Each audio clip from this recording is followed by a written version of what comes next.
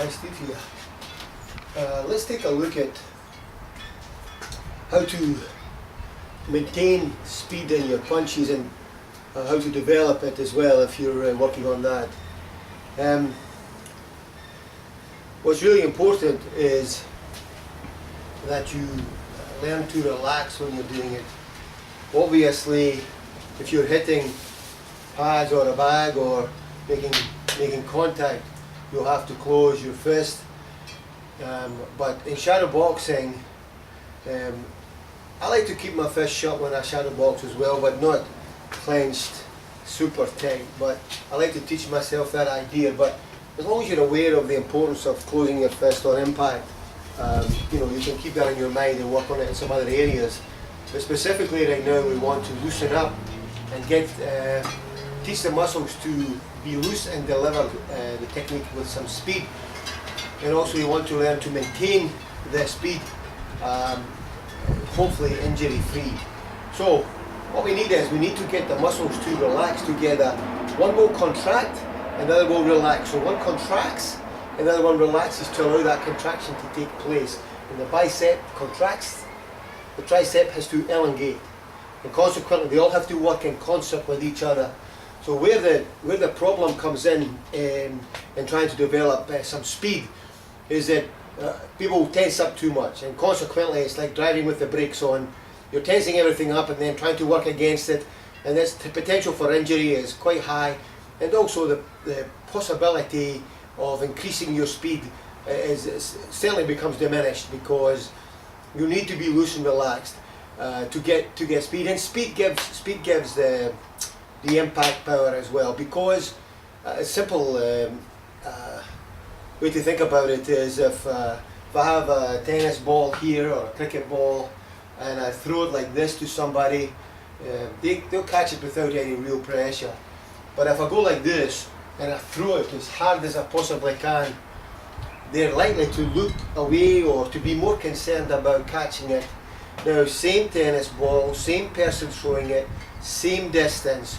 What's the difference? It's traveling faster.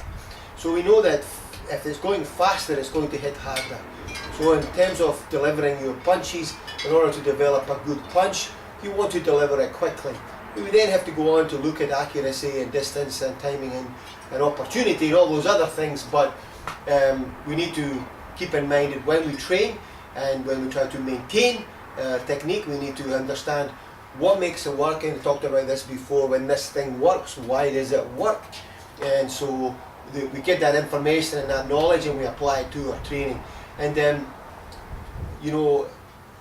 I'm like I've mentioned this before, but I'm in my 60s now, and it becomes even more important to understand how to train and how to maintain your work so that you don't just suffer needless injuries because you're not fully aware of the possible ramifications of your training. So to understand what you do and why you do it and how it works and when it works becomes much more important as you get a bit older. And I don't mean like when you get into 60, I mean even from late 30s, sometimes mid 30s, depending on how you're trained and how much knowledge you currently have. So anyway, let's take a quick look at how to improve your speed and maintain it. So the first thing you want is you want to think about having your shoulders loose. So see, what I used to do many years ago when I tried to develop this, I get a little sticker, like a little stamp or a little post-it note type thing, stick it on my shoulder, and I look in the mirror and I try to see, I get the full revolution, like this, see? And not this, like a D shape, so it's up and out, but actually that it would revolve, and it would revolve backwards as well. So I try to get my shoulders to be really loose, and the same thing on this side, see? So that's what I wanted, and I would practice like this, see? Make the shoulders work. Not this, okay? But make them revolve. And because we're learning to box and we're trying to put this into our work, we don't want to just be having arm punches, so allowing your hip to go with it is quite important, see? And when you get this thing going, you can get quite quick with it.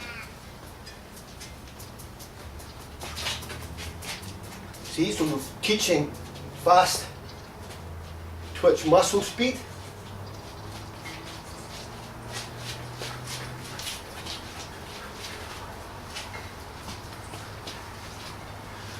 You can also look, just sending it out single. Now don't snap it out and hyperextend your elbow and shoulder. When you create this energy, it has to go somewhere, and you don't want to be hyperextending. Don't create pain. We want to think about this, you've heard it before, no pain, no gain. I don't like it. No brain, no gain. We think, we relax.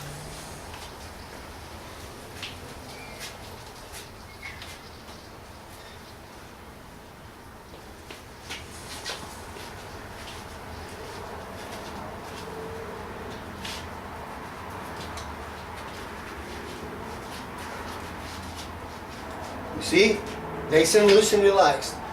Well, you can also, to get a bit of speed, you can use this technique. This is from Wing Chun. I believe it's called Jik Chung Choi, straight blast. But don't hyperextend. Make it chain, like this. Not like this. Like this. See? And relax. You can jump like this as well. You get the opportunity. You can send that through the guard. See? Relax. Switch it. Relax.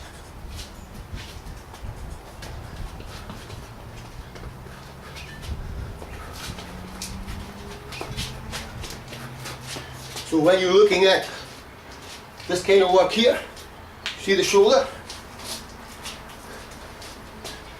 See how it works?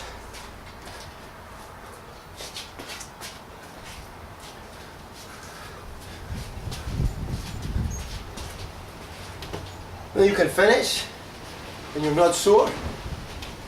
Feel good? Body feels loose and relaxed.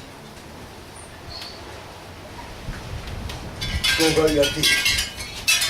Okay, thanks for your interest. Give it some thought. Train safe, make progress, stay healthy.